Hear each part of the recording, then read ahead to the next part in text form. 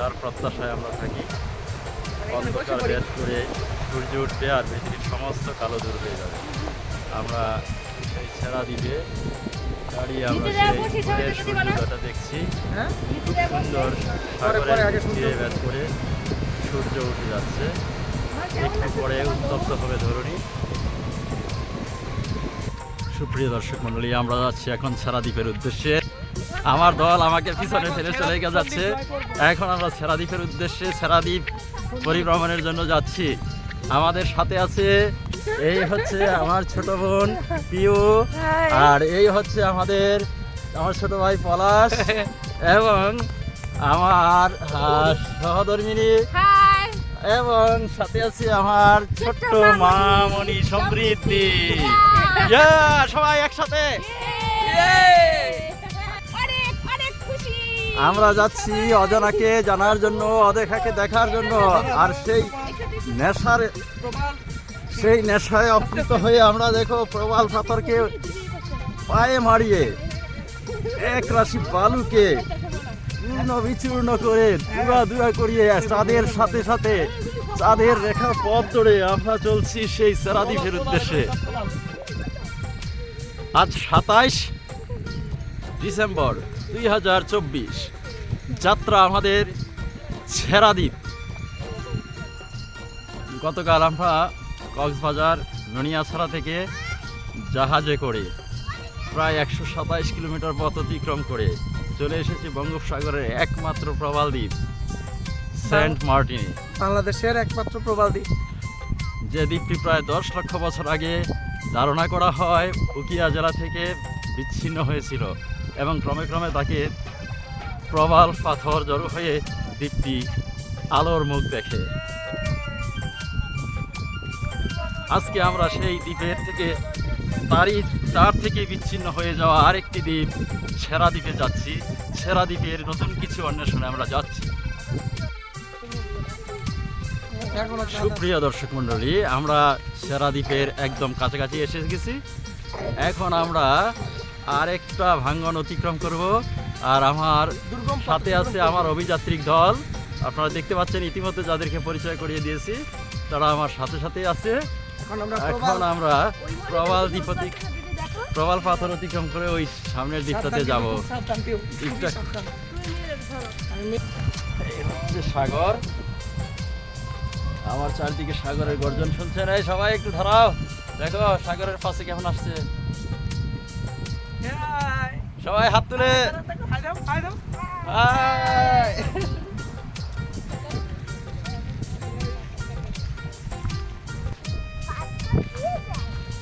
শান্ত স্নিগ্ধ পরিবেশ, সকালে ঠান্ডা হাওয়া, চারদিকে সাগরের গর্জন।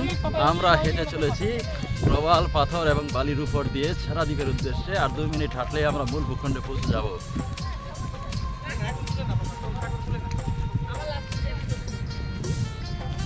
এখনো সূর্য উদয় হয়নি, আকাশে চাঁদ আছে, ভোরের আলো ফুটে উঠেছে, সেই আলোতে আমরা পথ চলছি।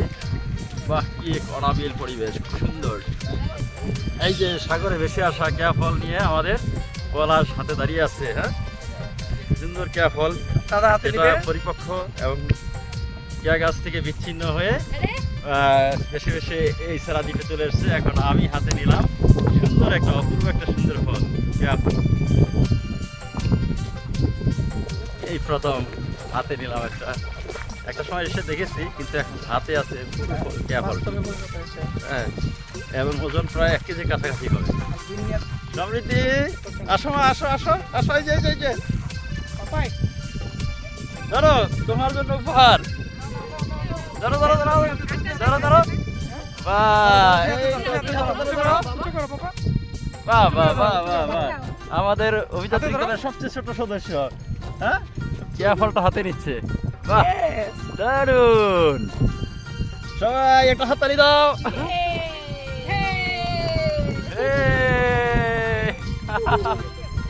এই হচ্ছে আমার পাশে হচ্ছে কেয়া বন। এই কেয়া গাছগুলো এই দ্বীপগুলোকে সুরক্ষিত করে রেখেছে, প্রাকৃতিকভাবে গড়ে ওঠা এই কেয়া বন। আমরা তার পাশ দিয়ে হেঁটে হেঁটে চলছি।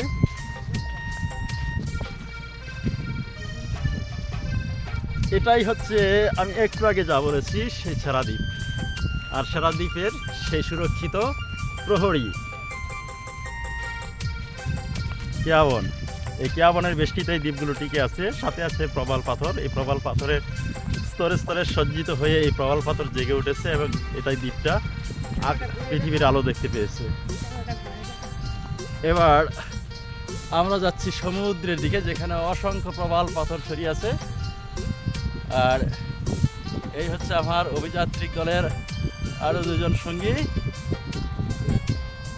কত সুন্দর অপরূপ দৃশ্য!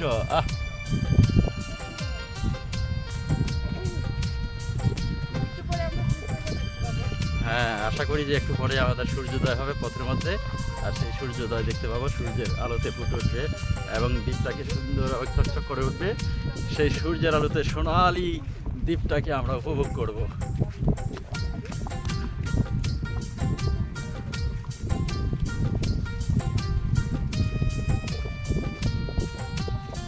এ এক নতুন রহস্য, এ এক নতুন আনন্দ। রহস্যকে উন্মোচন করা, অজানাকে দেখা, এই আনন্দের আসলে সীমা হয় না। যে আনন্দকে পরিমাপ করা যায় না ওজনে, গজে বা পরিমাপে।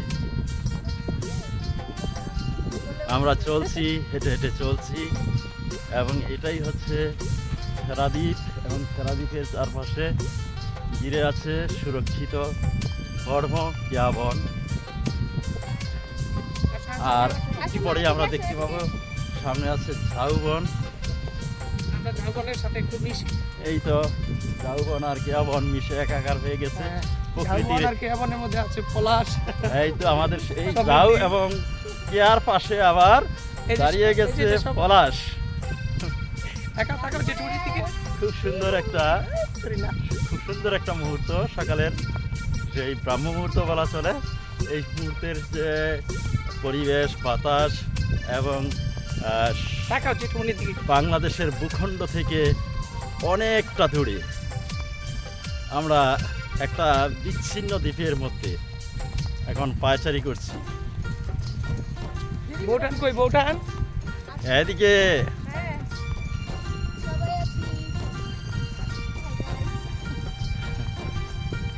এই যে কিছু বলো, পিউ বলো, কিছু বলো, বলো বলো বলো,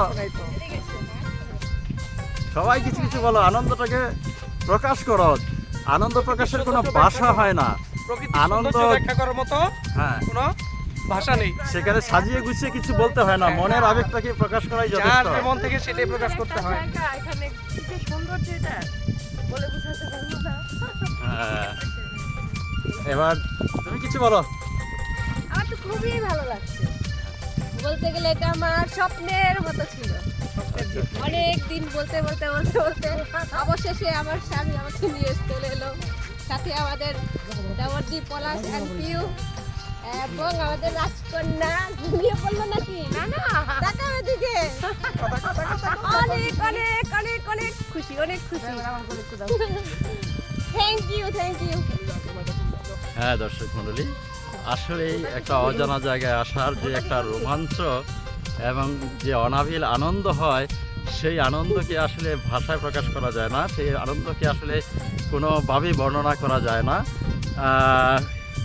সেটা যতটুকু সম্ভব আমরা কথার মাধ্যমে প্রকাশ করার চেষ্টা করি, কিন্তু আসলে কি প্রকৃতির সৌন্দর্য, প্রকৃতির যে উপভোগ করার যে আনন্দ, এটা কি আসলে ভাষা বা বর্ণনা প্রকাশ করা যায়? মোটেও না। এটা আসলে যে অনুভব করে সেই শুধু বুঝতে পারে। সাগর,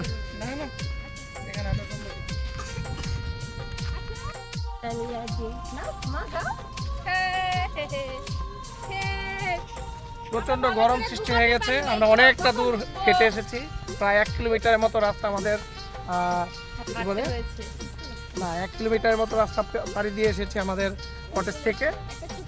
আমাদের কটেজটা একদম সমুদ্রের তীরবর্তী, একদম সমুদ্রের কাছে, মানে কটেজ থেকে বেরোলেই সমুদ্র। আর আমরা রাতে সমুদ্রের যে স্রোতের যে শব্দ, তীব্রতা, গর্জন, সেটা আমরা উপভোগ করেছি। এখনো সূর্যি মামা ওঠেনি, বাট যে সুন্দর যে স্বর্গীয় আলো এই আলোতে কিন্তু সবকিছু স্পষ্ট দেখা যাচ্ছে। এই পাশে সাগর, এই যে এখনো চাঁদ আকাশে আছে, যদিও হ্যাঁ। চাঁদটা আমরা দেখাতে পারছি না, চাঁদ এখনো আকাশে। সাগরের বুকে জেগে ওঠা এক চিলতে একটা দ্বীপ, যেন মনে হচ্ছে পিয়ার চোখের এক বিন্দু নয়নের জল সেই সহস্র বৎসরের তপস্যায় জেগে উঠেছে পৃথিবীর বুকে আলো দেখার জন্য। আর তাকেই আবিষ্কার করার নেশায় আমি সঞ্জয় অভিজিৎ এসেছি এই ছেড়া দ্বীপে। কি সুন্দর সাগরের গর্জন, এবং পাশে আছে প্রবাল পাথর, যেগুলো আসলে বর্ণনা করে প্রকাশ করা যাবে না। আমরা ছেড়া দ্বীপ থেকে যে পাশে যে দ্বীপটা নাম সোনাদিয়া দ্বীপ, আমি জানি না সঠিক, আমি সেটাতেই এখন আমরা যাচ্ছি। আর সাগর তার আপন মনে সেই গর্জন করে চলছে, শাসন করে বলছে, আমাকে জয় করার দুঃসাহস করো না, আমাকে জয় করা যায় না। আমি জন্ম থেকে অতল রহস্য এবং অতল রহস্যের গভীরে আবৃত। আমাকে জয় করতে হলে তোমাকে শতবার জন্মগ্রহণ করতে হবে।